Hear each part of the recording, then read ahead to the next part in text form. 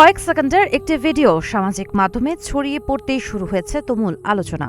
সেখানে দেখা যায় এক তরুণ অভিনেত্রীকে কয়েকজন নারী পুলিশ সদস্য ঘিরে একটি পুলিশ ভ্যানে তুলে নিয়ে যাচ্ছেন। প্রশ্ন একটাই, তার অপরাধ কি?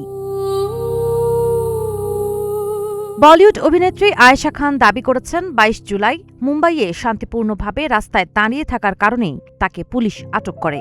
ইনস্টাগ্রামে পোস্ট করা একাধিক ভিডিওতে তিনি জানান, তিনি কোনো স্লোগান দেননি, প্রতিবাদও শুরু করেননি। তার ভাষ্য অনুযায়ী আগে তার ভাই ও কয়েকজন পুরুষ বন্ধুকে আটক করা হলে তিনি শুধু ঘটনাস্থলে দাঁড়িয়েছিলেন। এরপর কয়েকজন নারী পুলিশ সদস্য তাকে জোর করে ভ্যানে তুলে নেয়।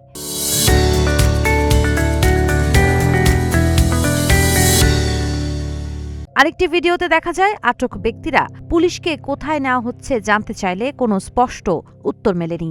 আয়েশা অভিযোগ করেন, কোনো ব্যাখ্যা ছাড়াই অনেককে একসঙ্গে আটক করা হয়েছে। একটি স্টোরিতে তিনি লেখেন, রাস্তায় শান্তিপূর্ণভাবে দাঁড়ানোর জন্য আটক হয়েছি, জবাবদিহি কোথায়?